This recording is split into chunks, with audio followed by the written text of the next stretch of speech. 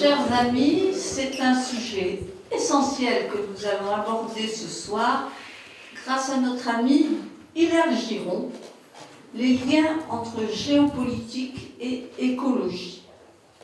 Vous connaissez tous notre conférencier de ce soir, puisqu'il est membre du conseil d'administration de notre forum, mais je vous le présenterai tout de même rapidement. Tout d'abord, c'est un philosophe d'origine scientifique. Ancien président de l'Association française des amis de Pierre Teilhard de Chardin depuis mai 2013. Il a d'abord été ingénieur chimiste avec un DEA de chimie analytique, donc une autre vie. De 1993 à 2010, il devenait chef d'entreprise à la tête d'Active Systems. Il fut aussi consultant en stratégie et organisation pour des entreprises industrielles, mais aussi pour des services publics.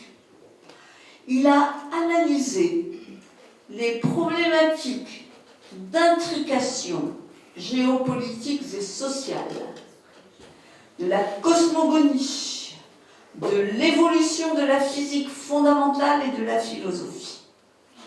Il est membre de l'Association française des sciences des systèmes et de la cognition. En 2015, il a été élu à l'Académie de Montpellier dans la section sciences, section qu'il a présidée en 2019, avant de devenir l'année 2020 président de l'Académie entière. Avec l'association Teilhard de Chardin, il s'interroge sur le concept esprit-matière et sur la vision de l'évolution cosmique de ce grand penseur. Comment construire l'humanité? Par des synergies pour éviter de périr.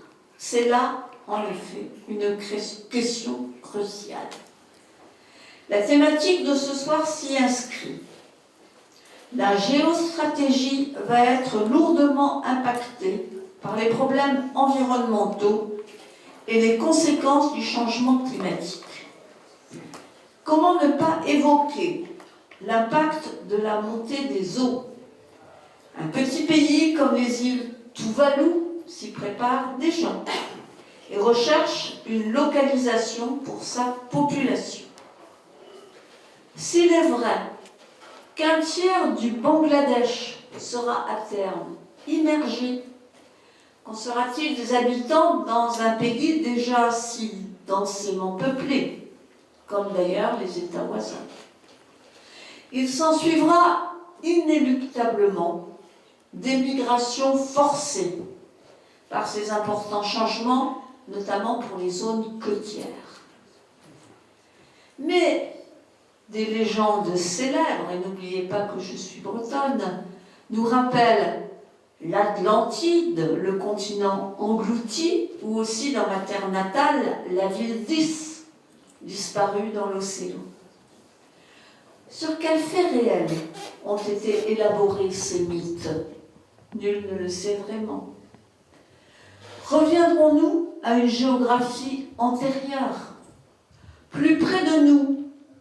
Souvenons-nous qu'Aigues-Mortes était le grand port de départ pour les croisades à l'époque médiévale. Des réflexions naissent sur la submersion de la Camargue. Sur la côte aquitaine, avec le recul du trait de côte, de nombreux immeubles ont déjà été détruits.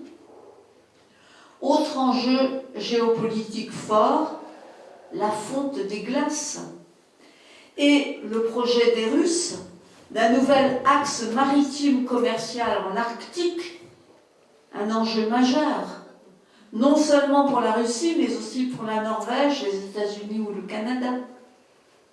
L'Arctique est la cible de revendications territoriales étatiques, puisqu'il n'a pas le statut protecteur de l'Antarctique, patrimoine commun de l'humanité.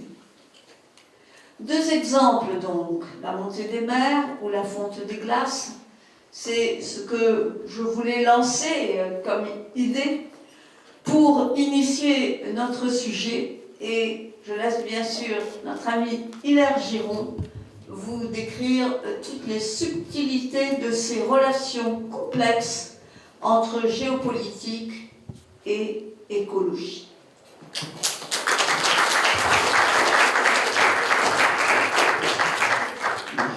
Merci Marie-Françoise pour cette présentation un petit peu forte, mais je ne parlerai pas bien sûr de toute la situation actuelle. Je ne vais pas redire ce que tu as dit, sinon la conférence est déjà faite.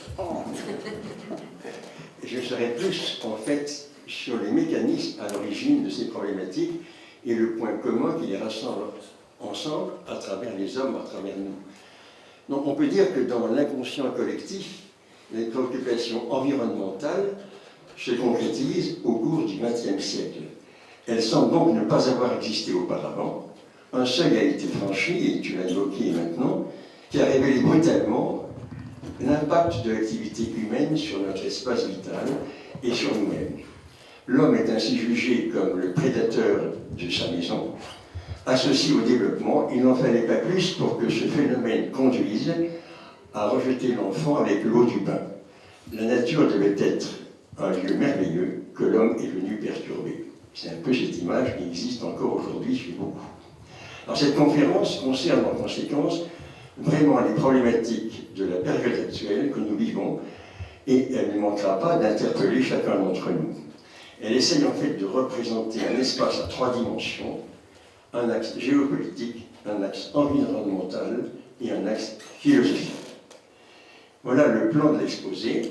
La première partie sera le constat des crises récurrentes et les conséquences de la mondialisation. Vous verrez qu'on est en plein dans les problématiques que nous vivons actuellement. Le pacifisme et la paix. Est-ce que le pacifisme conduit à la paix? Le risque apocalyptique, c'est presque une litote. Enfin, l'urgence de l'option. Et pour terminer, une conclusion, l'équation de la paix, ou de la guerre d'ailleurs, qui peut assurer la survie de l'espèce humaine. Alors, le thème de cette conférence, par rapport au constat, prend une résonance particulière, évidemment, aujourd'hui. Il est impossible de ne pas penser à l'invasion de l'Ukraine par ce monstre de Poutine, formaté par son cursus soviétique au KGB. Les informations nous y ramènent sans cesse et nous nous sentons désarmés. À cela s'ajoute la guerre entre Israël et le Hamas avec la question de la Palestine. Construire l'humanité semble un rêve inaccessible à l'éclairage des conflits. Il est bien sûr très difficile de prévoir quelles tournures vont prendre les événements. Mais si on écoute Jean-Marie Giuliani, européen convaincu, président de la Fondation Robert Schuman, dans sa lettre du 16 octobre 2022, « Nous sommes de fait en guerre contre la Russie, qu'on le veuille ou non. » Je cite. « Est-il tenable de ne pas vouloir être en guerre avec la Russie de Poutine qui déclare l'être avec l'Occident collectif? Est-il durable de n'être que sur la défensive, au point de vouloir, comme le suggérait l'OTAN au départ, un peu moins maintenant, ne se doter que d'un bouclier antimissile? Est-il honorable de préférer la guerre par procuration au prix de temps et de temps des malheurs et de destruction, mais pas à la maison? Est-il raisonnable de passer tout son temps à anticiper l'aboutissement du conflit actuel en imaginant se placer un jour en conciliateur avec celui qui a violé toutes les règles? Winston Churchill avait répondu à cette question. Un conciliateur, c'est quelqu'un qui nourrit un crocodile en espérant qu'il sera le dernier à être mangé. S'ils ne veulent pas à la fin être mangés, les Européens n'ont pas le droit de s'avachir. La guerre leur a été déclarée, ils sont en guerre. À ne pas vouloir le reconnaître et agir en conséquence, ils perdront et leur indépendance et leur honneur. Fin de citation. Cette déclaration pose le décor, si j'ose dire. Depuis la Seconde Guerre mondiale, les zones de conflits locaux sont nombreux et sans fin. Que ce soit les guerres d'expansion comme le conflit sino-japonais, que ce soit les guerres d'indépendance des colonies des pays occidentaux, que ce soit les guerres idéologiques de la guerre froide, mais bel et bien frontales dans les pays d'influence des deux blocs de l'époque, que ce soit les conséquences du partage d'influence au Moyen-Orient, notamment entre France et Angleterre, pour la Syrie et l'Arabie, le fameux accord Sykes-Picot, que vous vous en souvenez, de 1917, entre Britanniques et Français, avec les conséquences sur la Palestine, le Liban et la Syrie aujourd'hui, que ce soit les guerres africaines, tournant souvent à des conflits ethniques en surimposition du découpage artificiel des pays, j'en passe, l'Érythrée, l'Iran, et on pourrait continuer indéfiniment, que ce soit bien sûr le Mali où nous avons été chassés par les troupes de Wagner de M. Poutine, que ce soit le Haut-Karabakh où on a vu l'élimination de certaines populations chrétiennes arméniennes, donc on n'en sort pas. Il y a là une guerre entre les dictatures et les démocraties. Cela dit, la liste des guerres est sans fin et les tentatives de paix échouent fréquemment. La radicalisation en est une conséquence et la montée aux extrêmes, de droite comme de gauche, caractérise la peur du changement. Ces comportements évoquent à la fois les années 30, avec les conséquences du crash boursier de 1929, et la montée en puissance du nazisme et la nouveauté des conflits asymétriques entre individus fanatisés par une idéologie et les États. Alors là-dessus, évidemment, il y a eu deux révolutions depuis pas mal d'années. Quel impact de la mondialisation? La mondialisation des échanges crée un monde intriqué. Et on le voit pour le gaz russe aujourd'hui, bien entendu, qui bouleverse un peu l'économie allemande. Cette mondialisation s'est accélérée depuis plusieurs années par deux révolutions. L'invention du container a fluidifié les échanges de marchandises avec externalisation de toute ou partie des fabrications occidentales trop chères à fabriquer dans nos pays. Ceci a développé la Chine en particulier. L'explosion du numérique, là je ne fais pas un dessin, a densifié les flux d'informations et entre autres les flux financiers. Donc l'explosion, ici vous avez quelques chiffres qui sont indiqués sur le numérique.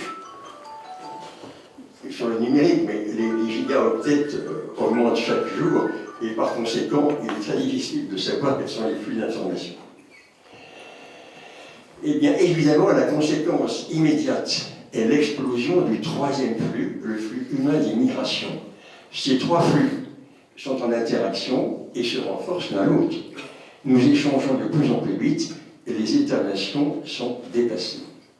En observant cette carte, il est impressionnant de constater le sens des flux. Les couleurs sombres incarnent évidemment les pays à forte émigration et les couleurs claires les pays à forte immigration. Donc on voit très très bien le sens des flux. Évidemment, les flux migratoires du sud vers le nord et de l'est vers l'ouest, avec deux champions de l'immigration que sont l'Amérique du Nord, avec les États-Unis, le Canada et le Japon, qui constituent les pays qui reçoivent le plus de migrants au monde. Une seule exception, vers l'est, le flux des migrants vers l'Australie et la Nouvelle-Zélande, pays d'avenir. Deux conclusions s'imposent: attraction des pays développés, fuite des dictatures. La Fédération de Russie, la Chine, les Indes et toute l'Asie du Sud-Est font fuir leurs habitants, sans parler des pays d'Amérique du Sud, comme le Venezuela, entre autres. Il convient d'ajouter que ces flux vont croître et embellir, pour des raisons climatiques. Marie-Françoise l'a évoqué tout à l'heure, d'une part, mais bien sûr pour des raisons économiques et sociales. La démographie est une science implacable. C'est la seule science, d'ailleurs, qu'on pourrait dire, où les prévisions sont faciles à faire. Le coup est parti, si j'ose dire, à l'instant T. Donc il est évident que nous nous trouvons devant une diminution des populations en Europe, qui est de plus en plus importante, et avec une augmentation considérable en Afrique notamment, où ils atteindront 2,5 milliards dans les années 50. Il y a actuellement 640 000 naissances par jour et 440 000 décès. Donc il y a 220 000 personnes de plus par jour sur Terre actuellement. L'Afrique aura donc, je le disais, 2,5 milliards d'habitants. Par conséquent, les flux migratoires ne vont sûrement pas s'arrêter. Ils vont augmenter. Le premier résultat des cours, si j'ose dire, de cette mondialisation, que vous connaissez tous, c'est un résultat extrêmement positif. En quelques années, si je regarde ici, depuis, vous pouvez regarder les courbes rapidement, de 1990 effectivement jusqu'à 2013, il y a une décroissance du nombre de pauvres, de gens qui sont sous le seuil de pauvreté, considérable. Donc, et avec une population qui est passée, en fait, qui a presque triplé pendant ce temps-là. Il y avait 5 milliards d'habitants et il y avait 25% de personnes sous le seuil de pauvreté. Maintenant, nous sommes 8 milliards et le taux de personnes sous le seuil de pauvreté est inférieur à 10%. Donc la mondialisation est un succès économique et social phénoménal au niveau de la planète. Ça, il faut bien en prendre conscience, c'est très important. Donc toute rupture de cette mondialisation serait une erreur. Le second point, évidemment, c'est qu'il y a des écarts de revenus considérables et 1% de la population possède 50% des richesses. Donc là, il y a des anomalies. Alors si on regarde maintenant le PIB par habitant, parce qu'on connaît bien sûr les États-Unis et la Chine, qui sont énormes, mais le PIB par habitant montre que le premier pays riche, c'est le premier du Luxembourg, avec 135 000 dollars de PIB par habitant, suivi de l'Irlande, de la Suisse, de la Norvège, des États-Unis, qui ne sont qu'en 5e position, avec 69 000 dollars par personne, et la France est 23e, avec 45 000 dollars. La Russie est 65e, avec 11 000 dollars. La Russie est un pays pauvre. Et la Chine aussi est un pays pauvre en termes de revenus par habitant, puisque le PIB par habitant en Chine est de 9 000 dollars. Le dernier de la classe, je passe, c'est le Soudan avec 240 dollars, ce qui est tellement une ruine. Deuxième partie, après ce décor que j'ai compris, et qui est effectivement à la fois écologique et géopolitique, eh bien, la paix et le pacifisme. Là-dessus, l'éruption poutinienne, je l'ai dit, préparée de longue date mais peu prévue ou perçue comme non crédible par les Européens, nous pose la question de la paix à laquelle nous sommes attachés et habitués depuis 1945, tout du moins dans notre vieille Europe. Qui plus est, cela nous rappelle, car nous l'avons connu, l'invasion soviétique de l'Hongrie en 1956 et celle plus récente de Tchécoslovaquie en 1968. Construire l'humanité, c'est en réalité construire la paix. Qu'est-ce que cela veut dire pour chacun d'entre nous aujourd'hui? La paix n'est en aucun cas le pacifisme. Le pacifisme conduit droit à la guerre. Il suffit de penser à la honte que l'on peut avoir en tant que Français de la période catastrophique qui a précédé l'invasion des Sudètes et de l'Anschluss par Hitler, avec le sinistre souvenir des accords de Munich. La France a été nullissime et complètement désarmée devant Hitler qui avait préparé cette invasion. Et fort heureusement, De Gaulle a fort heureusement émergé, mais sans Churchill et sans les Américains, De Gaulle n'aurait pas pu réussir à émerger, bien qu'il ait défendu la France de manière remarquable, bien plus qu'elle ne le méritait par rapport à son passé. Pierre angulaire de ce réveil, et il a fallu 6 années de guerre, bien sûr, pour éradiquer le nazisme. Poutine reproduit exactement les mêmes événements aujourd'hui, jusqu'où ira-t-il? Il est glaçant de lire l'analyse de Jacques Attali, publiée en avril 2023. Je cite: « Rien n'est plus cruel pour la France et de plus éclairant que d'imaginer ce qui aurait pu se passer entre le 10 mai 40, quand à la fin de la drôle de guerre, les hostilités ont repris, et le 17 juin 40, quand les 2 tiers du territoire national ayant été occupés et les armées françaises détruites, le gouvernement Pétain a demandé l'armistice. Si la France s'était aussi bien préparée au combat contre les armées du chancelier Hitler que l'Ukraine s'est préparée à affronter les troupes du président Poutine, non pas seulement en termes d'armement, en particulier d'armement blindé, mais surtout en termes de morale, d'envie de se battre, ce que les Anglais nommaient alors le fighting spirit, dont ils ont si bien su faire preuve à cette époque. Si tel avait été le cas, Strasbourg, Reims, Lille auraient résisté comme ont résisté Kharkiv, Mariupol et Kherson. Nous aurions sans doute eu plus de morts que nous n'en avons eu, mais nous aurions sans doute pu éviter la défaite. Et même si nous avions été provisoirement défaits, nous aurions évité la collaboration et le déshonneur. Le sort de la guerre et de l'après-guerre eût été très différent. Les leçons qu'il faut en tirer sont nombreuses. D'abord, évidemment, il est essentiel de ne jamais baisser la garde. Et pour cela, nous n'aurions pas dû réduire d'une façon continue, quel que soit le président, le budget de la défense. Nous devrions disposer aujourd'hui d'un armement beaucoup plus important, en particulier en matière de drones, d'armement antimissiles et de cyberguerre. Nous devrions aussi construire une véritable armée européenne, permettant de nous passer de nos alliés américains, de plus en plus souvent absents, même quand les forces hostiles traversent les lignes rouges, sans pour autant tolérer que nos voisins achètent leurs armes à d'autres qu'à des firmes européennes. » Fin de citation. Cette citation est de Jacques Attali et donc date d'un an. Alors je mets une petite remarque, cette absence d'armée européenne est aussi le résultat de l'opposition entre Jean Monnet, partisan d'une Europe fédérale, et donc d'une armée européenne, et de Gaulle, souverainiste, complètement opposé à cette vision fédéraliste. Alors là, un petit film qui va nous résumer en 2 minutes l'histoire de l'humanité.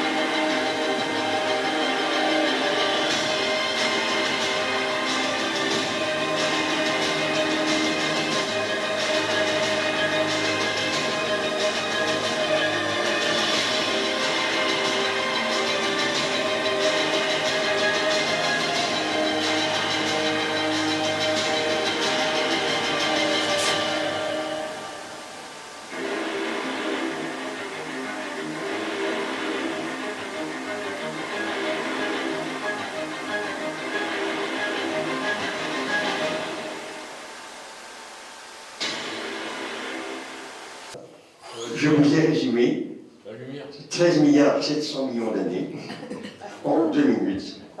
Et alors voilà, donc les 13 milliards 700 millions d'années que je vais vous amuser par métaphore à résumer en 24 heures. Parce que 13 milliards d'années, 1, 2, 3, beaucoup, c'est complètement inaudible de comprendre ce que veut dire 13 milliards d'années. Si nous résumons en 24 heures, d'abord nous avons effectivement notre Soleil, oui, qui arrive il y a 5 milliards d'années qu'il est là. 5 milliards d'années, s'il est minuit maintenant, et nous sommes sur 24 heures, il est apparu à 16 heures. 2 tiers de la journée sont passés avant qu'apparaisse notre étoile, le Soleil. Maintenant, je continue, et nous arrivons à la vie, les prokaryotes, eucaryotes, les premières cellules sexuées, c'est l'eucaryote, donc il y a la sexualité, ça remonte là. Donc, nous sommes à 20 heures, il est 20 heures, et la vie commence à fourmiller sur Terre. Maintenant, il y a évidemment des tas d'évolutions jusqu'aux dinosaures, je vais aller un peu vite quand même, sinon on y passera toute la soirée. Les dinosaures, eux, ont vécu 140 millions d'années. Et donc, les hominidés que nous représentons, les hominidés, eh bien, avant qu'on se sépare de nos cousins germains, les chimpanzés et les bonobos, qui sont vraiment comme nous. Et pour information, vous savez que les bonobos sont les seuls animaux à faire l'amour face à face. Alors peut-être que nous reprenons un animal maintenant, mais c'est les seuls à faire l'amour face à face. Intéressant comme information. Et dès l'instant qu'il y a un conflit, ils font l'amour entre eux. Ça résout les conflits. Bon, donc, les hominidés, 10 millions d'années, ça fait exactement 1 minute 30 que nous sommes là. Il est minuit, il y a 1 minute 30 que les hominidés sont là. Alors maintenant, arrivons à l'Homo sapiens. L'Homo sapiens, 400 000 ans, mais ça fait 2 secondes et demie. Il est minuit, il y a 2 secondes et demie que nous existons. Alors maintenant, poursuivons la métaphore au-delà de minuit, puisque le Soleil a 5 milliards d'années, il en gros, il a 50 ans en quelque sorte, pour prendre une image humaine, et il lui reste encore 5 milliards d'années à vivre. Mais dans 2,5 milliards à 3 milliards d'années, il va s'emballer, ces énergies nucléaires, ces réactions nucléaires vont s'emballer, et il va commencer à grossir.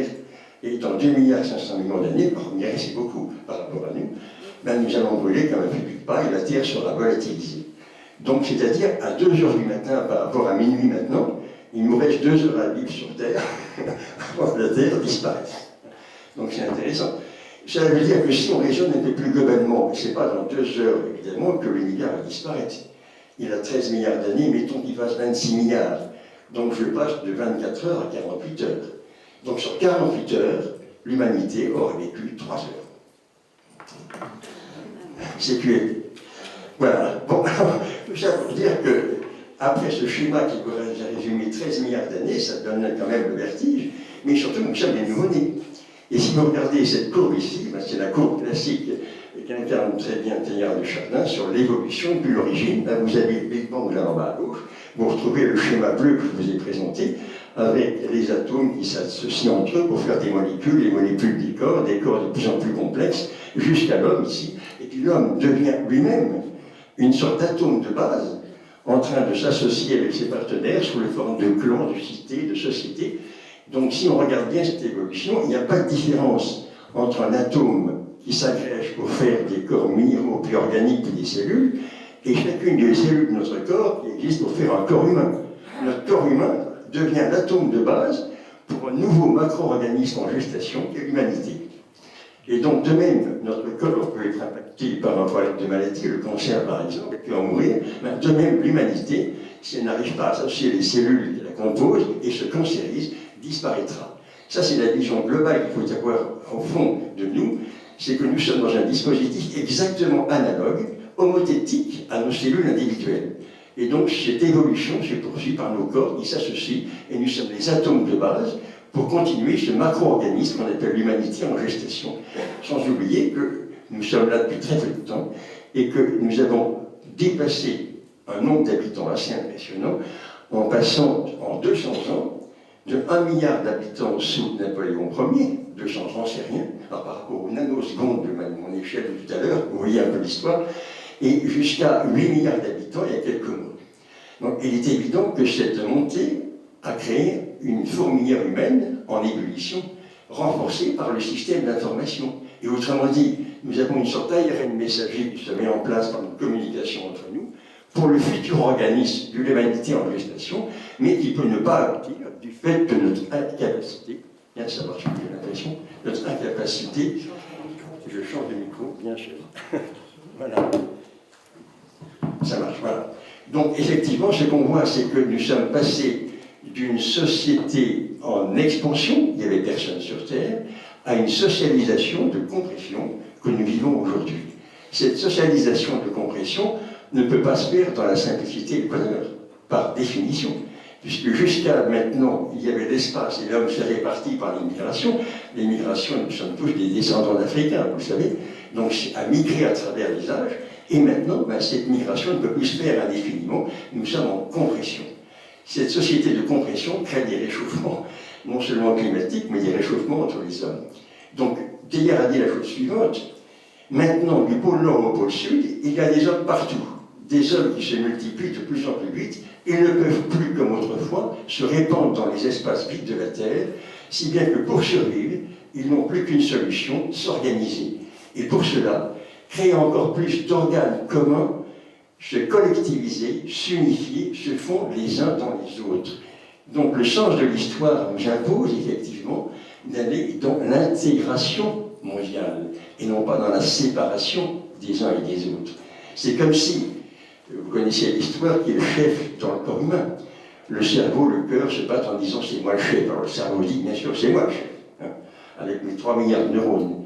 Puis après il y a le cœur qui dit tu rigoles, enfin, si je m'arrête de pomper, tu tiens plus que quelques minutes et tu es mort.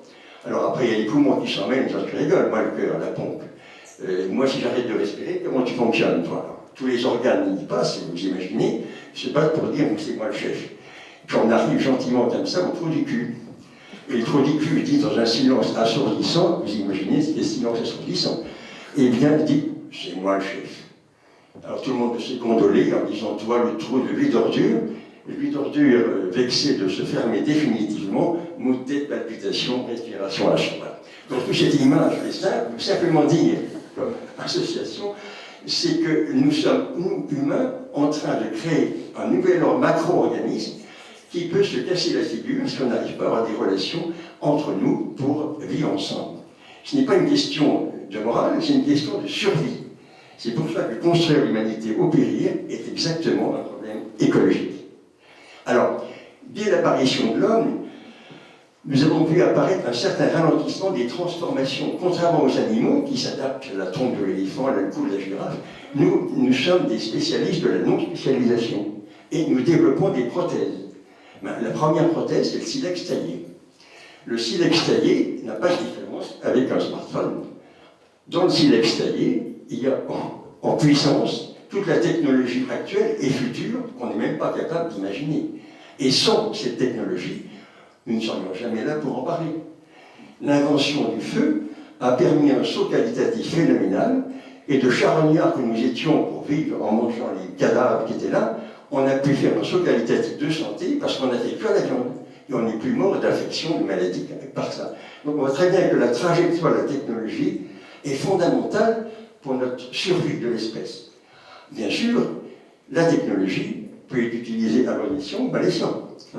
Un marteau, c'est très pratique pour enfoncer un clou. Mais si je fracasse le crâne de mon voisin, le marteau n'y est pour rien. Donc ce problème est toujours vrai aujourd'hui, encore plus qu'avant, avec les moyens technologiques que nous avons. Le paradoxe de l'actuel retour en place, en grâce des champs du protectionnisme, est l'impossibilité pour tout pays de s'isoler du reste du monde. Aucun d'entre eux ne peut prétendre produire sur son territoire l'ensemble des biens de consommation et des services requis par sa population, ni assurer seul sa sécurité sanitaire et environnementale. On l'a vu pendant le Covid. De surcroît, l'équilibre du système économique mondial est étroitement dépendant du niveau d'accès aux soins médicaux et de la mise en place d'une veille sanitaire contre les pandémies. Il doit prendre les enjeux environnementaux et climatiques cruciaux, ainsi que la mobilité sociale, les échanges. Le monde ne forme plus qu'un vaste écosystème économique planétaire dont la fragilité est liée à la complexité. On voit par là que la liberté individuelle est fondamentale, parce que nous sommes fragiles, mais si nous sommes des cellules autonomes pouvant se débrouiller et négocier avec ses voisines, nous sommes bien plus robustes qu'un système rigide qui lui-même ne peut pas tenir très longtemps. L'écologique, c'est finalement une dialogie, une contradiction sans arrêt avec des conflits. Évidemment, ça peut nous choquer d'avoir des conflits, mais le conflit est normal. Il y en a même dans les ménages, je vous signale. Aucun de vous n'a des conflits dans ce ménage, bien sûr, ça n'existe pas. Donc, le principe de contradiction, bien formalisé par Edgar Morin, dans la pensée complexe, incarne ce système. Tout système simplificateur et binaire est réducteur et il va dans le mur. Donc, le conflit est normal, mais il faut trouver un moyen de dépasser le conflit à un autre niveau.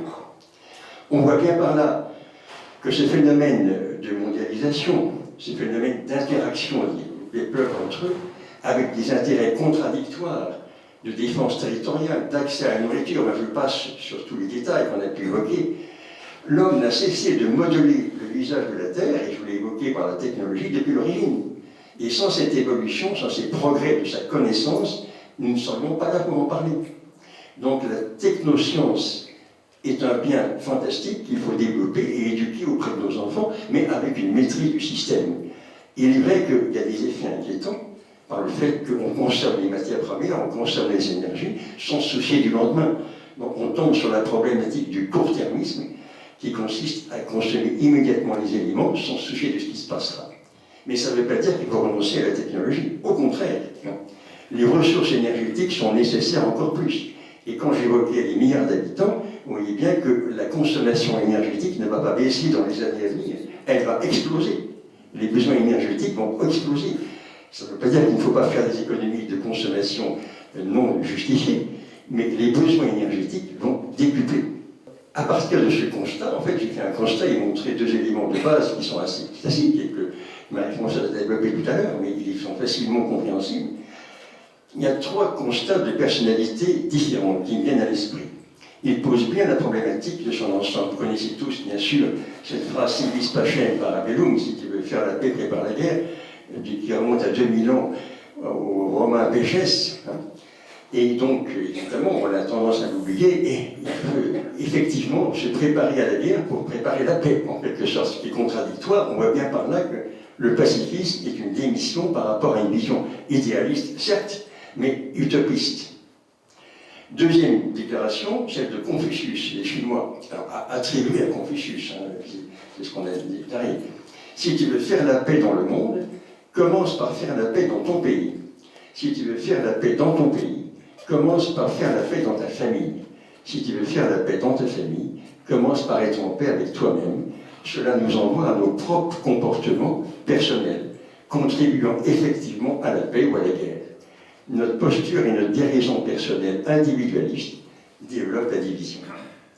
Troisième observation, chez le Teilhard, bien sûr, l'âge des nations est passé. Il s'agit maintenant pour nous, qui ne voulons pas périr, de secouer les anciens préjugés et de construire la terre. Il a écrit ça en 1931, dans le tome 6, peu importe, de ses œuvres, L'Esprit de la Terre. Ce texte rentre en résonance particulière avec aujourd'hui. Ce qui est un constat relativement biologique et basique et écologique, c'est que le changement est permanent. S'il y a évolution, il y a changement. Et donc, s'il y a changement, c'est qu'un ordre donné doit être détruit pour en construire un nouvel à partir d'un désordre. Autrement dit, l'ordre en soi, visé comme un objectif, est une erreur fondamentale. Notre corps humain est en destruction de création à chaque seconde. Pendant que nous parlons gentiment, nous avons 20 millions de cellules qui meurent par seconde pendant ce temps. Et 20 millions de cellules qui meurent. Si bien qu'au bout d'un an, en gros, on a un corps neuf à 90%. Alors, avec quelques petits problèmes, parce que les télomères du bout des ADN sont un petit peu usés, c'est comme faire une photocopie de photocopie. À la 10e photocopie, l'image est moins nette. Donc, ça explique un petit peu la vieillesse. Mais l'harmonie du monde est basée sur cette destruction de création.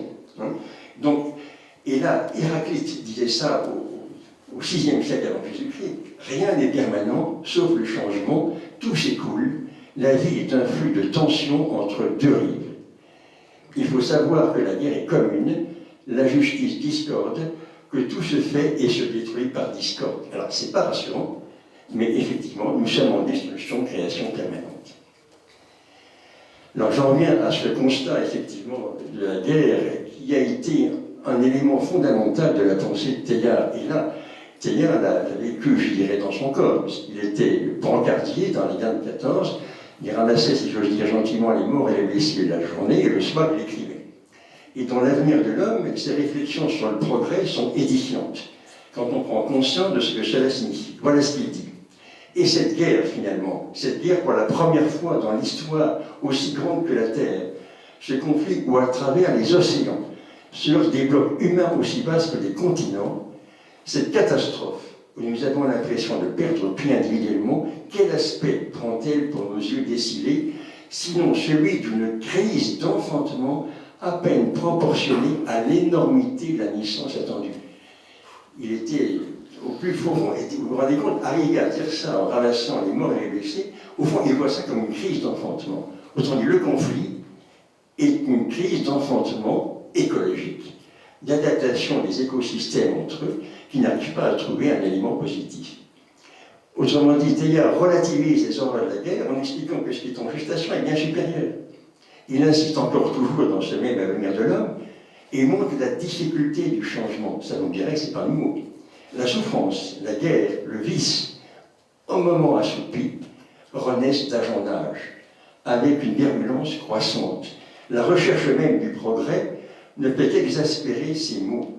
Vouloir changer, c'est tendre à ruiner l'ordre traditionnel péniblement établi. Vous voyez le problème de la querelle des anciens et des modernes, à chaque époque. Un ordre établi est rassurant. Vouloir le changer, c'est prendre un risque. Quel est, dit-il, le novateur qui n'a pas ouvert la source des larmes et du sang? Il est évident que le monde est le résultat d'un mouvement.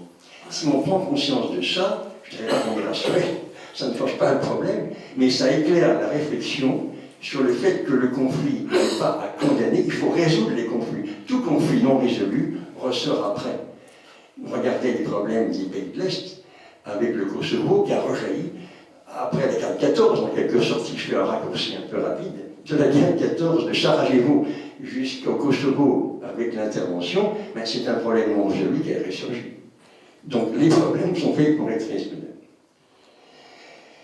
Alors Teilhard, évidemment, très loin, je vais passer rapidement là-dessus, il pense que chaque fois qu'on se bat, il y a une sorte d'intrication qui fait que les hommes qui se sont battus sont beaucoup plus intriqués par la suite, pour dire, avec l'Allemagne. On a fait l'expérience 3 fois, et c'est vrai que j'espère qu'on n'aura pas de guerre avec l'Allemagne dans l'avenir, ça paraît assez peu probable.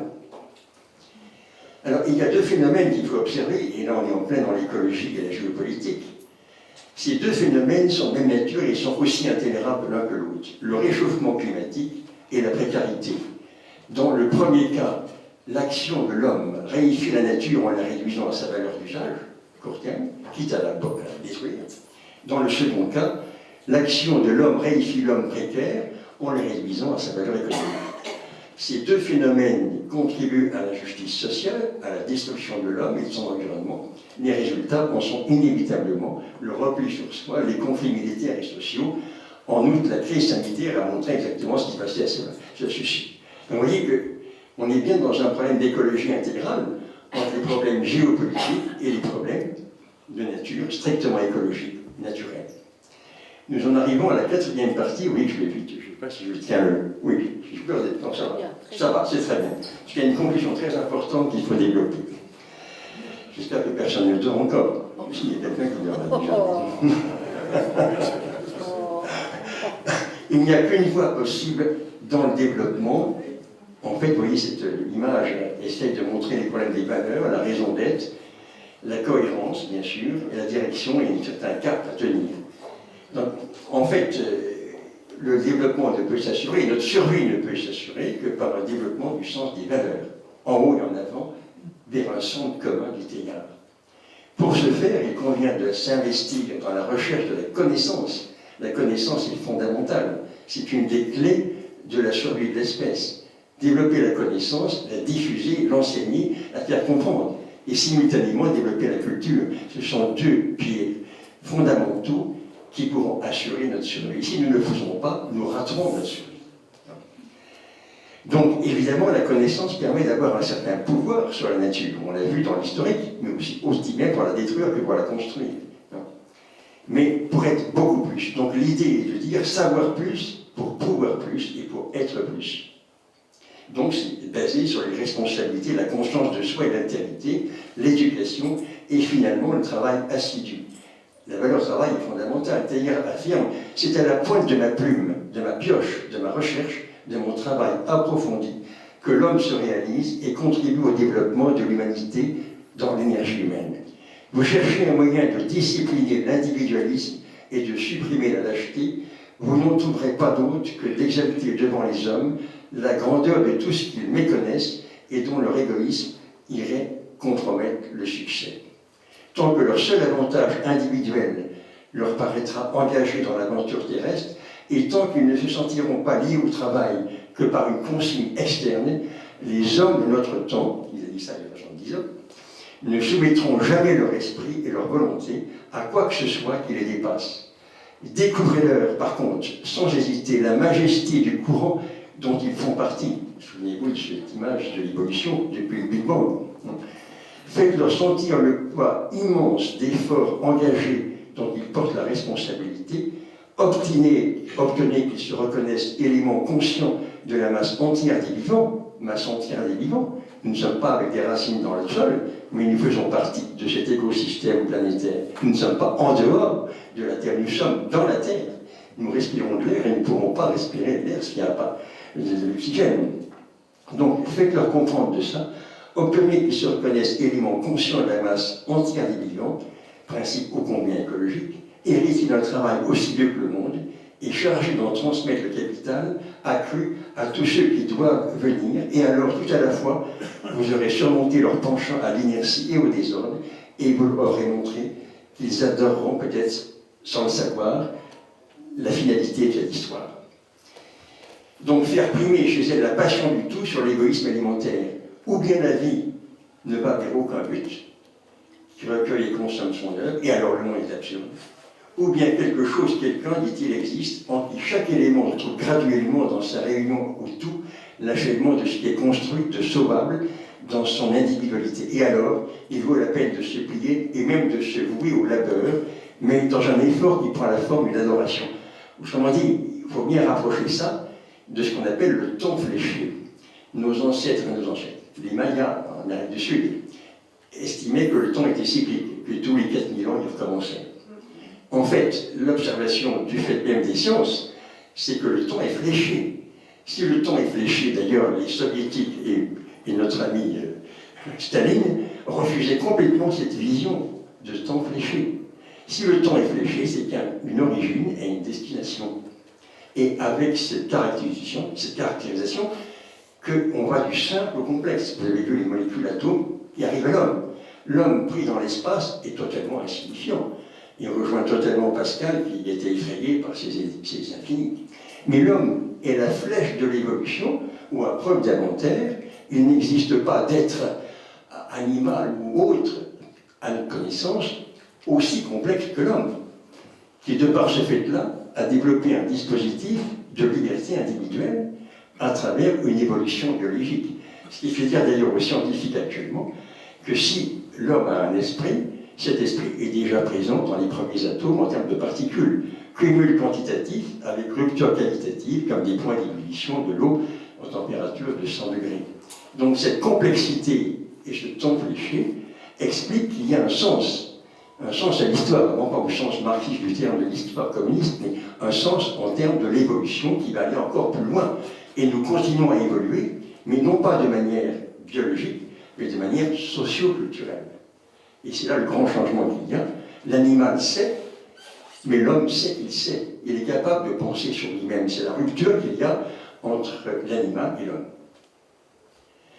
Et alors je reviens à quelques chiffres. Regardez cette courbe sur 10 000 ans, ce qui est insignifiant par rapport à nos nanosecondes de 13 milliards d'années. Eh bien, sur 10 000 ans, de 2000 ans en 2000 ans, regardez la courbe. Jusqu'au Christ, finalement, la courbe ne décolle pas de la ligne de base. On reste à quelques dizaines ou vingtaines de millions d'habitants. Et puis à partir de Christ à nos demi-millénaires, 2000 ans, ça commence à exploser. Et en 200 ans, je vous l'ai dit, pour le milliard jusqu'au 8 milliards, la population a explosé.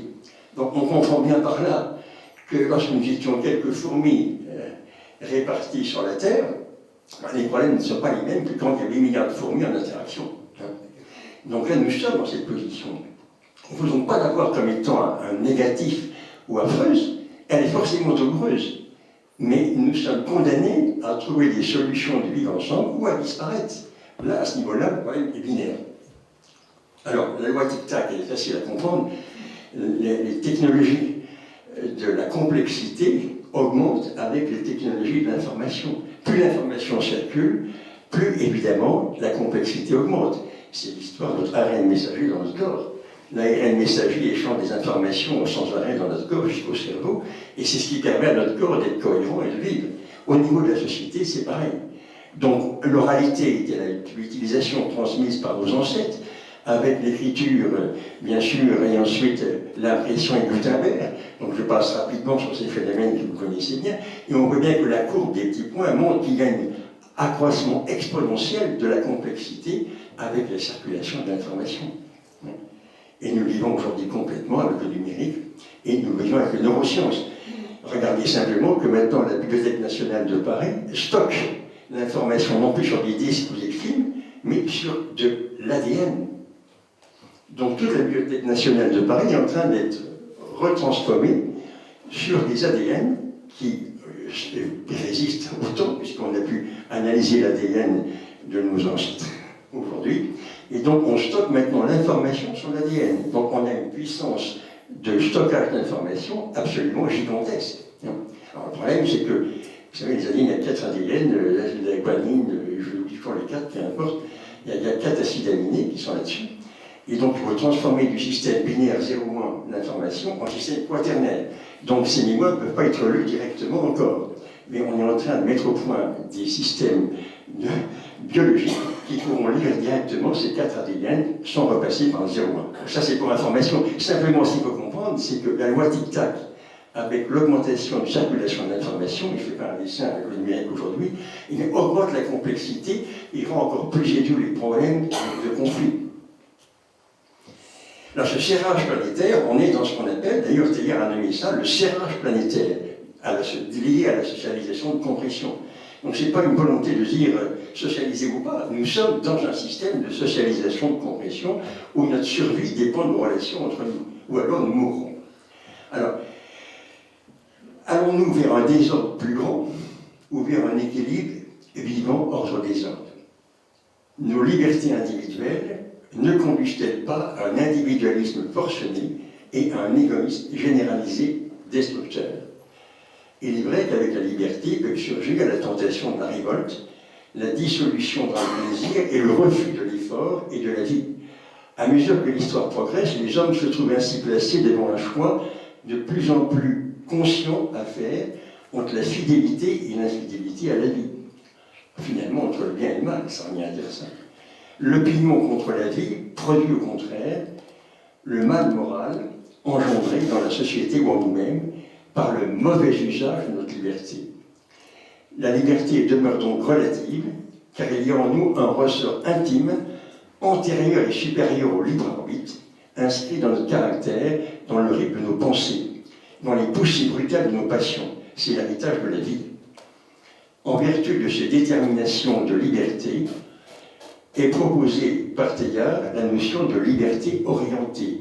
Et c'est assez génial ce qu'il a imaginé là. C'est-à-dire qu'il dit, dès l'instant où la fourmilière de nos libertés, un libre arbitre individuel plutôt égoïste centré sur eux, vont se trouver liés à un projet commun, de plus en plus, il y aura une sorte de liberté orientée, une courbe gaussienne en quelque sorte, où la plupart des gens seront non pas condamnés, mais voudront coopérer pour survivre. C'est-à-dire qu'à ce moment-là, ma survie personnelle dépend de la survie du voisin.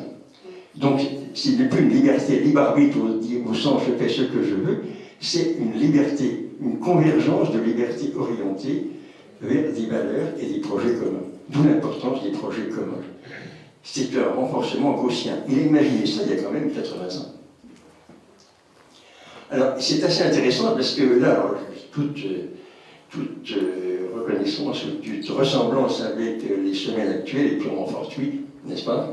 Ce schéma, il insiste sur la dialogie de compression, caractérisée par la totalisation et la personnalisation. Une situation de fait, l'incoercible totalisation humaine et son mécanisme en 3 points. La compression ethnique par saturation de la planète. On est dedans. Deuxième point, l'organisation économico-technique des sociétés et l'augmentation concomitante de conscience, de science et de rayon d'action. Autrement dit, nous sommes dans cette compression et qu'on le veuille ou non, on ne peut pas y échapper. Ce serrage planétaire nous conduit à une saturation où nous sommes obligés de nous entendre ou de nous faire haraguer. Il n'y a pas de solution. Donc cette construction économico-technique est douloureuse, mais doit se baser sur les connaissances, l'augmentation concomitante de conscience et de science. Vous voyez par là qu'il réfléchit même avec des démocraties, et c'est assez extraordinaire. Qu'est-ce qui se cache derrière l'idée de démocratie? L'homme n'est pas une cire souple et de compression, mais un corps en évolution. Il s'agit d'un mouvement évolutif cosmique. Nous sommes toujours dans un système d'évolution, de destruction, de création. Donc rien ne peut être figé. La stabilité n'est pas la fixité. La fixité, ça ne bouge plus. La stabilité, c'est comme un escalator que vous prenez à l'envers, vous bougez, il descend, vous ne bougez pas apparemment, et vous êtes en destruction-création à chaque instant. Il faut être conscient de ça. Sortir de cette destruction-création est sans solution pour l'avenir. Et il dit, qu'est-ce que sont que ces aspirations démocratiques? Et il fait un constat qui est assez évident. D'un côté, il y a une sorte de totalisation termitière possible, de socialisation au sens négatif du terme, c'est-à-dire une termitière, je dirais soviétique pour faire court, ou chinoise, et de l'autre une personnalisation avec un certain libéralisme. Et dit-il, eh bien, ces deux termes seront toujours antagonistes. On le voit un tout petit peu actuellement. Et dans ce cadre-là, il n'y a pas de solution au niveau binaire. La solution, c'est le troisième terme, et c'est important philosophiquement de bien penser au sens du tiers inclus. Le tiers inclus, c'est la fraternité. Et là, je dirais que notre devise républicaine française est géniale. Ces 3 termes, liberté, égalité, si vous restez au niveau binaire, vous êtes dans ce dualisme sans fin. Si vous introduisez la fraternité, qui est le 3e terme, vous trouvez une solution de synthèse à un autre niveau. Et moi, j'ai comme référent, je ne peux pas m'échapper de le dire, mon référent au point de vue réflexion économique et politique, c'est Raymond Aron. Raymond Aron, souvenez-vous, brillant économiste et sociologue, à qui on disait, vous êtes de gauche ou de droite? Mais il répondait, je ne veux pas être unijambiste. Donc je résume ce schéma que vous voyez qui apparaît au tableau, ordre, désordre, vous l'avez compris, c'est absolument incompressible. Alors l'urgence de l'option, bien sûr, c'est lié à la guerre, le comportement unitaire qui se décrit se développe. Donc on voit très bien par là qu'effectivement, la guerre serait catastrophique et qu'on est devant des éléments absolument destructeurs. Nous on appelle à la responsabilité, mais il est évident qu'il ne faut pas être il ne faut pas être utopiste, il faut être réaliste et garder en conscience qu'il faut parfois se battre pour assurer la survie de l'espèce. Construire la Terre est donc une obligation si nous ne voulons pas périr. C'est bien un principe de nature écologique dont il s'agit, comme vous le savez, il n'y a pas de différence de l'humain à l'homme et de l'homme maintenant à l'humanité, je vous l'ai dit tout à l'heure, je ne reviens pas. Donc il faut construire ce macro-organisme planétaire qui est l'humanité, sinon nous disparaîtrons. Alors bien sûr, ça passe par un ensemble d'associations, de réseaux, d'organisations, de cultures, d'organismes publics qui vont développer des relations. On voit bien par là que l'institutionnel, on parle pour les États, est fondamental pour créer la structure permettant d'abriter ces relations de liberté individuelle pour aller converger dans le bon sens. Donc il est important, mais je disais hier de manière réaliste, et ça qui est extraordinaire, présentement, la majorité des hommes ne comprend encore la force que sous sa forme la plus primitive et la plus sauvage, la guerre. Il a écrit ça il y a 80 ans. Tant qu'ils ne pourront pas dépasser ce stade, la guerre perdurera. Donc, en fait, le problème, c'est pourquoi la constance de la guerre. La guerre est constante, c'est évident, elle durera encore si nous n'arrivons pas à nous entendre à ce niveau-là. Voilà pourquoi il est nécessaire peut-être que nous fassions encore quelque temps des engins de bataille toujours plus grands et plus meurtriers, puisque nous avons encore besoin, hélas, de ces machines pour matérialiser dans notre expérience concrète le sens vital de l'attaque et de la victoire. Il a écrit ça il y a 80 ans. Il pourrait l'écrire aujourd'hui encore.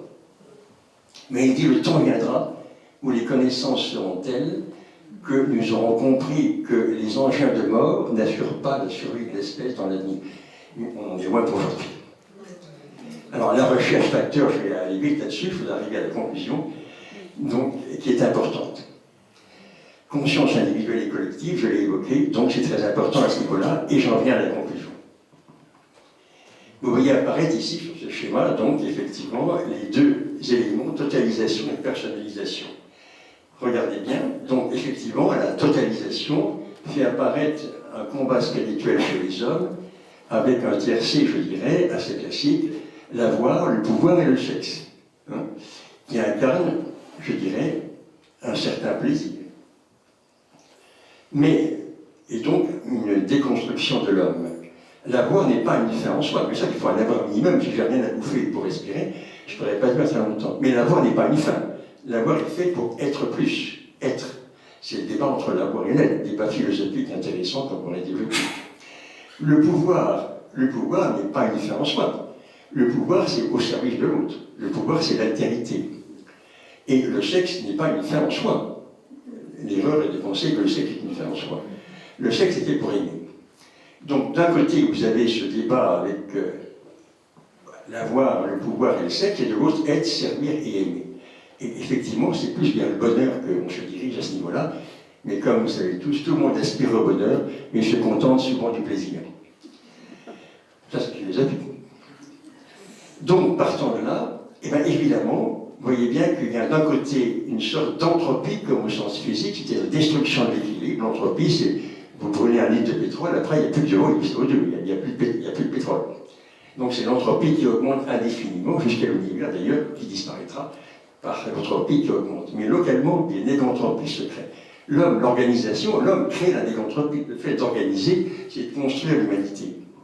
Donc, évidemment, vous avez d'un côté, un côté qu'on pourrait appeler matérialiste, réification de l'homme, et de l'autre, vous avez au centre cette notion qui paraît un peu compliquée, conscience, noogénèse et individuation. Il faut penser à des auteurs comme Carl Gustav Jung ou le philosophe Simondon qui a développé la notion d'individuation. Il y a le mot individu, mais individuation au sens d'équilibre personnel. Je suis ce que je suis avec mes forces et mes faiblesses. Je ne me prends pas pour un super Mario, ni je me sous-estime. Je suis équilibré, je suis qui je suis, et je l'affirme. Donc, on voit très bien par là que l'être est basé sur la centration sur soi, l'équilibre personnel, psychologique. Que le pouvoir, en somme, développe effectivement la puissance, mais que le servir, c'est l'altérité. Et enfin que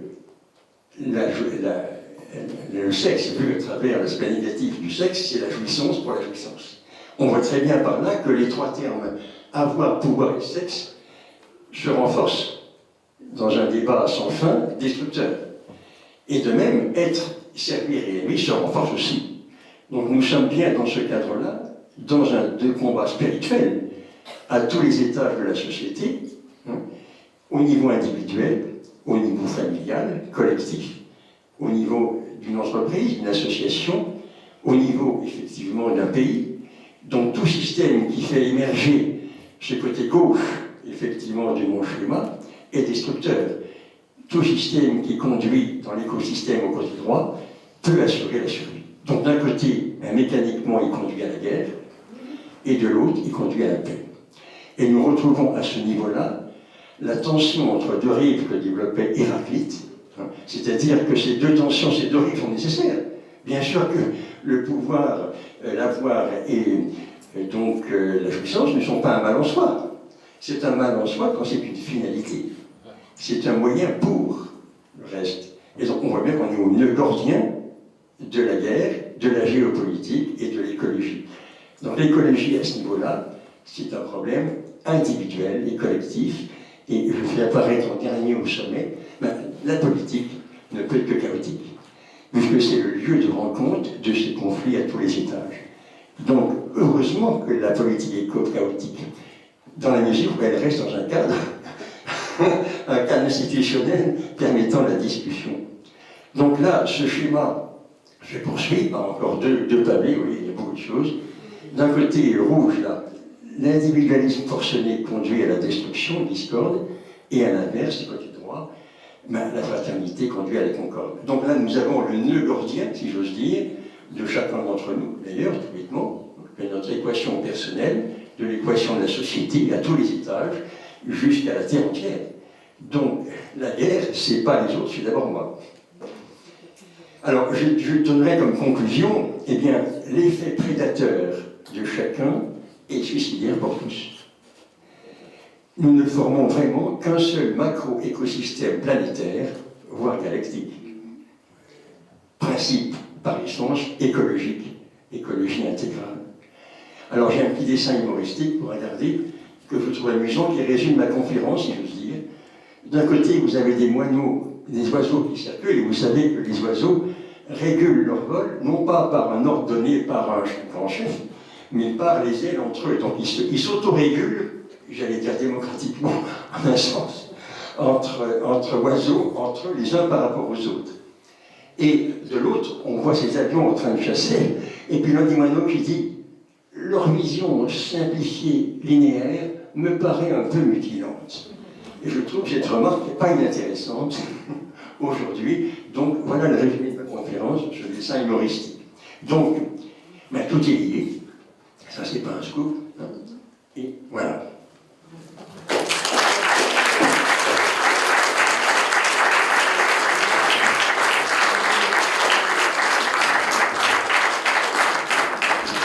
Merci, cher Hilaire, pour cette conférence d'un brio tout à fait remarquable. Pour notre dernière conférence de ce premier cycle de l'année, tu as élevé le débat vers des hauteurs philosophiques insoupçonnées. Alors, il y a certainement des questions, même si c'est vrai que c'est peut-être un peu difficile.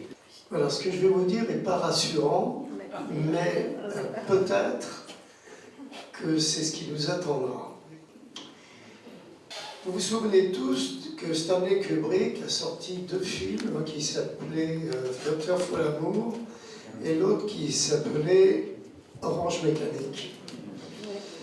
On n'y a pas cru. La violence est là, Orange Mécanique est là, Dr. Folamour, il n'est pas loin.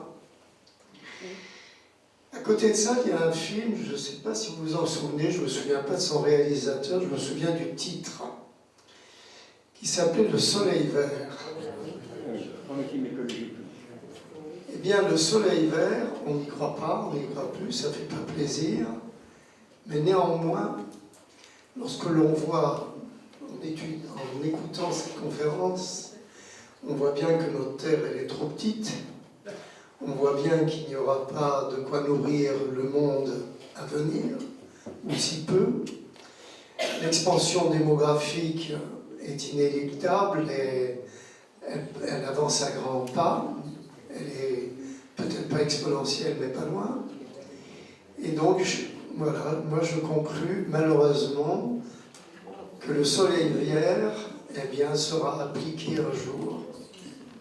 Alors, vous avez bien sûr, la vue peut être négative ou positive, vous avez entièrement raison, mais quand même, si nous regardons dans le rétroviseur, même si ces États institutionnels, l'ONU, les organismes, la SDN s'est cassé la figure après 14. Bon. Et donc, elle a ressurgi avec l'ONU. Il y a des États de droit, pas tous, mais je pense quand même qu'il y a des progrès phénoménaux qui ont été faits sur Terre, et que le pire n'est pas forcément le plus probable. Je pense même, alors, c'est de l'ordre de la foi quasiment, mais je pense que plus on développera chez l'individu le sens de l'effort, la connaissance, la responsabilité, c'est pas possible qu'il n'y ait pas une cristallisation vers un désir de développer l'humanité. Et puis je dirais tout simplement, l'amour qui est relaté souvent, mais le terme d'amour, c'est la relation de cœur à cœur. Alors j'ai cité Simondon, mais on pourrait faire une conférence sur lui. Simondon a développé le fait qu'il n'y a pas d'éléments substantiels. Nous sommes des relations en évolution. Chaque fois qu'on rencontre quelqu'un, on est impacté par la personne qu'on rencontre. Et donc il y a une espèce de relation réciproque, de causalité circulaire, qui fait qu'après avoir rencontré une personne, on n'est plus exactement la même personne qu'avant. Donc cet effet alors il y a des fondamentaux, éducation, école, alors c'est une telle lapalissade que je ne peux même plus en parler, mais éducation au sens de responsabilité et d'effort. Nier l'effort, c'est renoncer à sa vie d'homme. Celui qui ne travaille pas est totalement déstructuré. Il ne peut pas se construire. Donc développer, donner le goût de l'effort. Alors les Jeux olympiques devraient donner un certain goût de l'effort actuellement. L'armée, je pense à l'armée, dans l'effort qu'ils font pour former, il y a un phénomène extraordinaire de construction de la personne. Donc la construction de la personne ne se fait que par l'effort et non pas par la facilité, le consumérisme, la jouissance. Ce tiercé que j'ai développé, je l'ai dit banal en fin de compte, quand on réfléchit. Mais si je recherche la facilité, la jouissance, c'est l'enfant qui veut toujours un jouet neuf. Quand il a un jouet neuf, il en veut un autre. Ce qui l'intéresse, c'est le nouveau jouet qu'il n'a pas encore. Hein. Alors il faut lui apprendre au contraire à jouer et à développer une intelligence du jeu. Donc il n'y a pas d'autre solution que l'effort. Créer la facilité, c'est faire croire que le plaisir est le bonheur. Nous cherchons le bonheur, mais nous nous contentons souvent du plaisir. Merci pour ce brillant exposé à la fois scientifique et philosophique, mais en fait on en arrive à un trépied essentiel. C'est que si on regarde l'exposé que vous avez fait, si on regarde la nature des choses, finalement, est-ce que l'écologie, ça n'est pas le simple reflet de l'âme humaine au regard de la matière et de l'esprit? Et plutôt que d'essayer de maîtriser quelque chose qu'on n'a pas créé, peut-être d'abord il faudrait mieux le comprendre pour mieux le respecter et mieux le faire survivre. Et donc passer de ce qui est notre constitution d'humain, où on est sage, on a de la force, on aime le beau, peut-être passer à une spiritualisation des choses en ayant à la fois cette notion d'espérance, de foi et de charité. Alors, je crois que je suis très sensible à ce que tu dis sur la spiritualisation, parce que, évidemment, là, c'est une langue de la croyance, mais les scientifiques aujourd'hui, notamment les astrophysiciens, notamment avec la mécanique quantique, finissent par dire que le fond de l'air, si j'ose dire, c'est une image, ne serait que de la conscience. C'est-à-dire que la mécanique quantique, que l'on sait décrire mais qu'on ne sait pas expliquer, le fameux prix Nobel Aspect, qui montre que deux particules qui ont été en relation sont intriquées comme si elles formaient qu'un seul corps, sinon il faudrait dépasser la vitesse de lumière pour transférer l'information, c'est impossible. Donc cette notion d'interconnexion de l'esprit, je prends ce terme volontiers, semble être la nature essentielle de l'univers. L'univers ne serait que de l'esprit. Et nous capterions à notre naissance une sorte de notre cerveau sur un poste de télévision, si je prends l'image. Et certains ont dit, comme le cerveau produit la pensée comme le foie produit la bile, et en fait aujourd'hui on est en train, les scientifiques disent que le cerveau ne produit pas la pensée, il est le poste de télévision qui capte de l'esprit, qui est même extérieur à lui.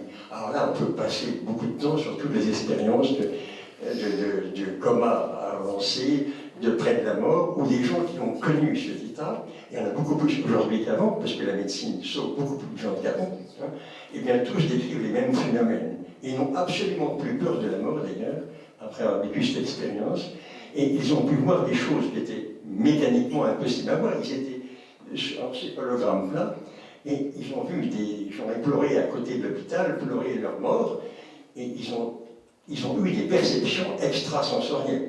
Alors évidemment, dès l'instant où il y a ça, on peut imaginer toutes les déformations de farfelus complets. Mais c'est quand même au niveau scientifique aujourd'hui, au fond, pour reprendre le positivisme d'Auguste Comte du XIXe siècle, le positivisme d'Auguste Comte n'est plus du tout le paradigme scientifique actuel. Donc le matérialisme n'est plus du tout un paradigme scientifique, puisque personne n'est capable de définir la matière. Dans le synchrocyclotron du CERN à Genève, qu'est-ce que c'est que la matière? Des particules, des ondes. Et alors prenez sa mécanique quantique, la lumière, ondes et particules à la fois. Ondes comme les ronds dans l'eau, une onde électromagnétique, et particules, un photon, ce qui permet d'ouvrir vos garages avec une cellule photoélectrique. Particules et de masse zéro. C'est complètement contre-intuitif. Donc la matière, personne, aucun scientifique, n'est capable de définir ce qu'est la matière aujourd'hui. Donc nos notions d'esprit matière de Teilhard non pas revient à la mode, mais s'affirment scientifiquement comme étant importantes. Voilà, je crois que la question est très importante parce que, à partir de ça, et on retombe sur l'écologie finalement est notre champ de survie. C'est-à-dire que, écologiquement parlant, nous dépendons tous les uns des autres. Donc on ne peut pas s'en tirer seul. On est obligé de tenir compte du voisin pour collaborer et avoir une survie garantie dans l'avenir. Alors pour revenir sur une question sur la démographie, elle augmente actuellement, mais elle va passer par un plafond. On ne va pas dépasser, d'après les chiffres, on ne dépassera jamais 10 milliards d'habitants et ça va rechuter après. Bonjour monsieur, je suis le capitaine Bélanger, je suis 503e régiment du train. Merci beaucoup pour votre conférence, ça permet de nous ouvrir et de réfléchir autrement. J'espère que ma question sera à la hauteur. Vous nous avez parlé de développer les valeurs et les connaissances, savoir plus pour pouvoir plus. Aujourd'hui, où l'accès à l'éducation est dans l'histoire de l'humanité plus que jamais d'actualité, et où chaque individu peut avoir accès à une connaissance infinie, notamment via Internet, comment vous expliquez ce repli qu'on sent et cette montée de l'individualisme qui, je pense que chacun d'entre nous ressent actuellement, et ce repli sur soi, et est-ce que vous restez toujours autant optimiste à cette idée, puisqu'a priori ça nous emmènerait sur le chemin contraire à ce que vous nous proposez. Merci. Oui, alors, une vaste question, et je ne prétends pas y répondre de manière complète. Simplement, ce que je peux dire, c'est qu'il y a quand même au fond de nous un désir de l'autre. Nous sommes des êtres de relation. Si vous prenez une personne dans une maison de personnes âgées, on l'a vu souvent dans nos familles, dès l'instant elle n'est plus en relation avec les autres, il y a une perte de lien et une décrépitude quasi immédiate. Donc couper les liens, c'est comme tout à l'heure, couper le lien entre le cerveau et le cœur, dans la bataille pour qui est le chef dans le corps humain. Donc si vous voulez, je crois que nous avons biologiquement besoin de l'autre. Hein. Donc être sans l'autre, nous dépérissons. Alors ça passe par des périodes de crise, de déstabilisation psychologique. Était évoqué l'aspect spirituel. Je crois qu'un approfondissement spirituel sans idée préconçue, parce que aucune religion peut dire qu'elle a la vérité. Il n'y a pas plus de vérité théologique que de vérité scientifique. Les connaissances que nous avons découpées en disciplines, physique, chimie, biologie, métaphysique, c'est des inventions humaines, mais la physique n'existe pas en soi. La chimie n'existe pas en soi. C'est une intégrale. Le réel, c'est la somme des disciplines, mais pas chacune des disciplines. Quand nous appliquons des méthodes de l'infiniment petit en microbiologie jusqu'à au télescope, nous avons un axe d'analyse comme une comptabilité analytique qui a un regard éclairant, et il faut le faire. Mais la carte n'est pas le territoire, et la carte ne sera jamais le territoire. Mais la carte est quand même bien utile. Donc une théorie scientifique, c'est un modèle, ce n'est pas une vérité. Une théologie, c'est un modèle, ce n'est pas une vérité. Un dogme n'est pas une vérité. C'est un modèle de représentation de ce que l'on croit comprendre à un instant T avec nos connaissances. Mais tous les chercheurs ne peuvent être que très modestes. Voilà ce que je comprends à travers les connaissances actuelles. Mais une théorie, c'est un modèle. Il n'y a pas de différence entre une théorie scientifique et un dogme religieux. Ce sont des modèles. Ce sont des éclairages et qui sont liés à toute une culture et qui ne sont pas les mêmes. Donc il faut continuer à chercher. Donc la recherche est fondamentale, ambitieux, mais modeste. Ce que je comprends, voilà, c'est comme ça que je le comprends, mais je ne peux pas affirmer que c'est la vérité. C'est le modèle que je bâtis, et encore une fois, la carte n'est pas le territoire, et la carte de nos ancêtres n'est pas la même que celle d'aujourd'hui. Mais nous n'aurons jamais le territoire. Il faudrait que nous soyons morts pour comprendre, puisque nous sommes à la fois sujet et objet. Nous ne pouvons pas être objectifs. Nous sommes même de matériaux que nous observons à travers un microscope. Et ce que nous mesurons, ce n'est pas une valeur objective, c'est une interaction. Les capteurs, les yeux, par exemple, et ce que je vois. Mais nos yeux ont un domaine de vision extrêmement étroite entre l'infrarouge et l'ultraviolet. Au-delà, on ne voit rien. Si on voyait dans les rayons X, ça serait tout noir ici. On serait dans un faisceau noir. On ne verrait rien. Donc, vous voyez, on est déformé. L'objectivité absolue est absolument impossible. Elle est relative. Bernard d'Espagnac, qui est un philosophe et un scientifique, disait « Le réel est voilé ». Le réel, on ne peut pas le découvrir. On ne fait que l'approcher de manière asymptotique. Une fois mort, peut-être, on saura ce qu'est le réel. Mais aucun scientifique sérieux peut dire ce qu'est le réel. Merci pour cette conférence. Il est quand même assez rare d'entendre, que ce soit à Paris ou ailleurs, des conférences de cette hauteur. Merci beaucoup, Hilaire. En fait, je vais partir de Bernard d'Espagnac et le réel qui nous est caché, pour retomber sur ce que vient de... Et vous poser une question qui est probablement, qui ne demandera pas de réponse. J'ai été très frappé par l'expérience, par le fait que Alain Aspect a été prix Nobel de physique en 2022. Il y a peu de Français prix Nobel de physique, et ce fut le cas pour Alain Aspect, pour une expérience qu'il avait fait 40 ans auparavant. Donc une très vieille expérience que les Nobel ont hésité à valoriser, tellement elle était insupportable pour notre logique, il y a 40 ans. En 22, il devient prix Nobel de physique, sur cette expérience, qui disait, comme vous l'avez très bien dit, que deux particules qui ont été une fois ensemble, il suffit d'en toucher une pour que l'autre le sache. Ce qui nous amène à une réflexion sur la société, qui est le fait que le réel nous est peut-être caché, comme a dit Bernard d'Espagnac. Ce qui veut dire qu'on serait probablement un peu comme étaient les gens avant Copernic. C'est-à-dire, ils ne pouvaient pas croire que c'était possible. Et on les comprend. Et aujourd'hui, on est un peu dans ce cas-là. C'est difficile de comprendre que le réel nous est caché. Notre orgueil individuel et collectif nous fait croire qu'on a tout compris. Ou dans tous les cas, qu'on a commencé à comprendre un certain nombre de choses. S'il existe un réel, comme le prétend Bernard d'Espagnac, et l'expérience quand même d'Alain Aspect, il existerait un temps, non, il existerait un lieu sans temps, sans espace, sans énergie. Ouh, moi, mon cerveau, il n'est pas capable de comprendre ça. Mais enfin, bon, c'est quand même une expérience, couronnée par un prix Nobel. C'est difficile à comprendre. Alors on arrive à mon propre regard. J'ai beaucoup aimé tout ce que vous avez dit sans tout comprendre, Mais vous avez parlé tout au long de l'évolution. Ok. Mais elle n'explique pas tout.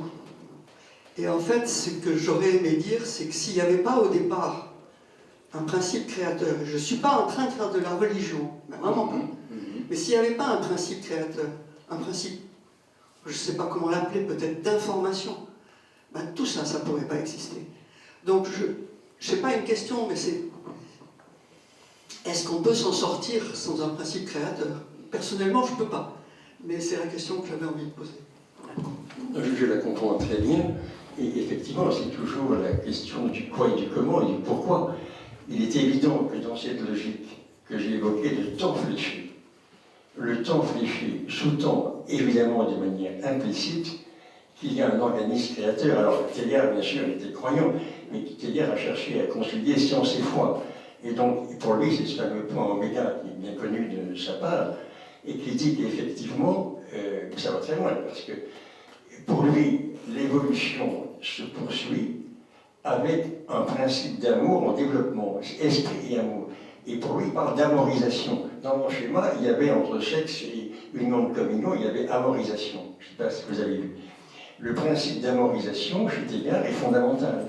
C'est-à-dire que pour lui, il parle de deux énergies. L'énergie tangentielle et l'énergie radiale.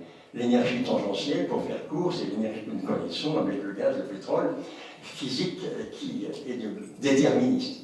Et l'énergie radiale est celle qui irrigue la nature même de la vie et qui, depuis l'origine, pousse à la vie. Autrement dit, ce que l'on constate quand même, parce que, simplement pour donner encore deux chiffres, aujourd'hui, avec toutes les races qui existent sur Terre, toutes les espèces animales jusqu'à l'homme, nous représentons 0,1% des espèces vivantes qui ont vécu sur Terre depuis l'origine. C'est-à-dire 99% des espèces vivantes ont disparu. Donc, il y a un côté de gaspillage de la vie qui est ahurissant. Et quand vous regardez l'étoile, le soleil, c'est une bombe thermonucléaire, si nous pouvions capter l'énergie globale du soleil, alors technologiquement, ce n'est pas difficile à faire, il faut faire des miroirs qui sont autour. Bon, à supposer qu'on puisse capter l'énergie du soleil pendant une seconde, cela suffirait à nous alimenter à notre régime actuel des tendances d'énergie sur Terre pendant 500 000 ans. Vous vous rendez compte le gaspillage qu'a les étoiles? Et il en meurt 220 millions par jour, et il en est 220 millions par jour. Alors, il y a peut-être quelqu'un ailleurs d'ailleurs, hein, parce que je ne vois pas comment on est tout seul, nous, un milliard, hein, une petite étoile, notre Soleil, qui tourne à 900 000 km/h, qui depuis l'origine de la galaxie n'a fait que 25 fois le tour de sa galaxie, depuis 5 milliards d'années. La spirale, notre Soleil a tourné à 25 milliards, 25 fois seulement. Vous voyez? Non, et nous, alors, quand on réalise ça, notre Terre tourne autour du Soleil, mais le Soleil se déplace dans la galaxie à 250 000 km/h. La galaxie se déplace aussi en direction d'Andromède, qu'elle va percuter dans 2 milliards d'années. Donc, tout bouge, tout est en destruction-création. Donc, il faut se mettre dans cette perspective d'une autre relation. Et là, je prendrais, pour répondre à votre question, la phrase de Teilhard: nous ne sommes pas des êtres humains vivant une expérience spirituelle, mais des êtres spirituels vivant une expérience humaine. Et il y a inversion de polarité par rapport à ça. Je crois, alors moi, ma conviction aussi, mais de manière rationnelle, éliminer l'architecte. Alors, nos révolutionnaires ont parlé du grand architecte, hein, mais Staline a voulu supprimer l'architecte complètement, il n'a pas réussi. Alors, Poutine instrumentalise la religion à gogo, mais donc, partant de là, l'explication spirituelle des choses ne peut pas échapper à ce côté. On n'est pas, la matière n'existe pas en soi. Je dirais même que, si vous voulez, pour être encore plus fort, tout à l'heure je disais que notre corps a besoin de la mort de nos cellules pour vivre. Mais l'humanité a besoin de la mort individuelle pour vivre. Donc vouloir développer la vie éternelle et tuer la mort de la mort, c'est absurde. C'est comme si vous disiez, il n'y a plus de la rose de Ronsard tous les matins qu'il y avait des closes. Heureusement qu'il y a une rose qui naît. Donc la mort est une bonne nouvelle finalement. La mort n'est pas du tout un échec. La mort est indispensable à la vie. Supprimer la mort, c'est supprimer la vie. Donc, moi, je suis dans votre perspective. On ne peut pas répondre de manière catégorique, mais la quête de sens que nous avons tous nous conduit à creuser cette histoire-là. Mais sans dogmatisme aucun. Et c'est la relation d'amour entre nous qui nous sauvera. La relation de cœur à cœur. Teilhard disait même, il faut dépasser la relation de corps à corps pour passer à une relation de cœur à cœur. Ben, si je reprends mon terme de jouissance, la jouissance sexuelle de corps à corps, elle est forcément toujours destructrice et n'apporte pas le bonheur. C'est la relation de cœur à cœur qui est importante. Donc là, évidemment, vous me direz que je fais de la morale en disant ça. Non, je ne fais pas de la morale. C'est que par rapport à ça, nous n'en sortirons pas autrement. Et l'écologie nous branche sur cette réalité. L'écologie, c'est une relation de cœur à cœur avec la nature. Les arbres communiquent entre eux lorsqu'ils sont agressés. Ils communiquent, même ils protègent les petits, ils envoient différents influx de cellules pour défendre des petits arbres. Donc, la nature, c'est cette espèce d'interaction complète, mais avec le pire comme le meilleur, c'est-à-dire qu'il y a une lutte à mort aussi pour les espèces pour vivre. Mais si elles veulent collaborer, elles sont obligées de coopérer. Ou on coopère, ou on disparaît. La solution est binaire, et aujourd'hui encore plus qu'avant. Seulement, elle est tellement binaire que nous sommes condamnés à nous entendre ou à disparaître. Une question assez terre à terre, après une envolée quand même qui nous a amené très très haut dans une ère où on n'avait pas l'habitude d'évoluer. Il fallait arriver très reposé ce soir à votre conférence. Vous avez tracé un constat parfait, vous nous avez fait une belle démonstration et nous avez donné un objectif. Mais je me demande si cet objectif est vraiment atteignable. Et je pense qu'il manquait peut-être au début les prérequis. Qu'est-ce qu'il faudrait pour pouvoir vraiment absorber, prendre en compte ce constat, vous suivre et atteindre? Pour plusieurs raisons, et en fait, de façon très simple. D'abord, est-ce que nous sommes tous compatibles? Est-ce qu'il y a un caractère homogène et une forme de compatibilité? Puisque vous avez dit qu'effectivement, quand on interagit, forcément, on change, on transforme. Et à travers des prismes très très simples, cette approche existence face à l'essence, la passion, la raison, le spirituel et le conjoncturel, le temporel. Donc finalement, est-ce que tout ça nous permet d'avancer dans une direction qui soit effectivement efficace? Et même si c'était possible, est-ce que le temps que nous mettons à avancer dans la même direction n'est pas trop lent par rapport au temps à laquelle notre nature se détruit? Alors, évidemment, vous avez une vue. Alors d'abord, je suis admiratif parce que vous décrivez des éléments d'un militaire habitué à définir des objectifs et le chemin pour y arriver avec des résultats atteints. Donc bravo, et j'en suis très heureux et très fier en tant que Français par rapport à vous. Voilà. Au-delà de cette remarque, effectivement, le pire comme le meilleur est possible à chaque instant. Mais aujourd'hui, et nous revenons à l'écologie, c'est que l'enjeu est tel que je suis obligé, si je veux assurer la survie, d'organiser quelque chose dans ce sens-là, c'est certain. Mais évidemment, ça peut se casser la figure. Et à travers les âges, n'oubliez pas que sur la Terre, la vie a quasiment disparu à 90% à 5 reprises. Alors c'est amusant de prendre cette remarque, parce que la première disparition, c'était pour une glaciation. C'est pour une glaciation qui a fait qu'il n'y avait plus assez d'oxygène pour respirer. Et donc, il n'y avait pas assez de CO2, justement, pour trouver l'équilibre. Donc, à 5 reprises, la vie a quasiment disparu. Et si nous sommes là, c'est grâce au rat. Le rat a survécu, si le dinosaure avait survécu, il est probable qu'on ne serait pas là pour en parler. Mais le rat, qui était plus petit, a réussi à se faufiler et à assurer la vie des mammifères, et nous sommes des mammifères. Bon, donc, par conséquent, faire une prévision positive ou négative est difficile. Mais j'aurais tendance à faire une prévision positive, c'est que quand même, prenons l'Europe, quand même bien l'Europe, les 3 guerres qu'on a eues avec l'Allemagne a marqué l'Europe, et l'Europe a quand même construit, alors peut-être à oublier ce qu'il fallait pour le garder, mais l'Europe s'est construite sur ces 3 guerres. Je vous vois. Mais donc, rien n'est gagné. Mais je dirais que là, c'est de l'ordre de l'observation. Dans le rétroviseur, je vois quand même des progrès fantastiques qui ont été faits. Autrefois, jusqu'au XIXe siècle, les empires se battaient entre eux, il y a encore des empires, la guerre était le rôle normal. On réglait tout par la guerre. Dans l'Europe, quand même, on a développé un système qui est de ne plus se baser sur la guerre, mais du coup, on oublie de se défendre. Parce que tout le monde n'est pas au même niveau. Et donc, c'est pas à vous dire le contraire, c'est bis pacem parabellum. Pour l'instant, ça reste vrai. On n'a pas encore atteint un niveau tel qu'on puisse se passer d'une armée, surtout pas. Mais être pessimiste ou optimiste, oui, et si je regarde dans le rétroviseur, il y a des progrès dans l'humanité qui n'existaient pas jusqu'à maintenant. Et on se parle. Et plus on va se parler, plus les réseaux d'information vont peut-être se roder.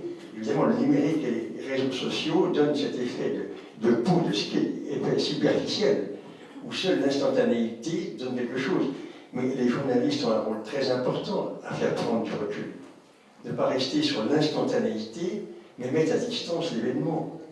Alors, c'est plus facile quand on lit des revues, je ne sais pas, comme Esprit, comme Études ou comme d'autres, qui mettent à distance l'événement. Il faut mettre à distance l'événement et le mettre en perspective. Alors, évidemment, dans l'instantanéité, le réseau social, le journal quotidien, la nouvelle du jour qui chasse celle de la veille, même un hebdomadaire, il reste très épidermique. Donc, il faut essayer de prendre du temps pour mettre à distance l'événement et y réfléchir. Je pense que toutes les personnes responsables doivent développer cet esprit de mise à distance. Jean-René Dufoy parlait du temps tout à l'heure. Le temps, c'est important. Le temps, c'est très important. Donc la mise à distance et la réflexion, la comparaison et le dialogue. Personne n'a la vérité. Tomber sur dire que la vérité, c'est l'idéologie. L'idéologie, c'est inintelligent.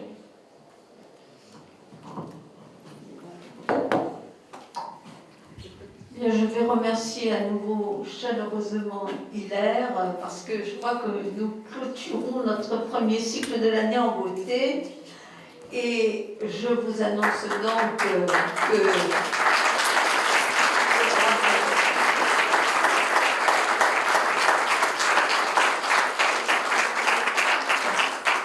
nous reprendrons donc nos conférences à la mi-septembre. Je voulais vous souhaiter à tous et à toutes un bel été, en famille, entre amis, chaleureux, agréable, plein de beaux moments privilégiés qui resteront dans vos souvenirs très prégnants.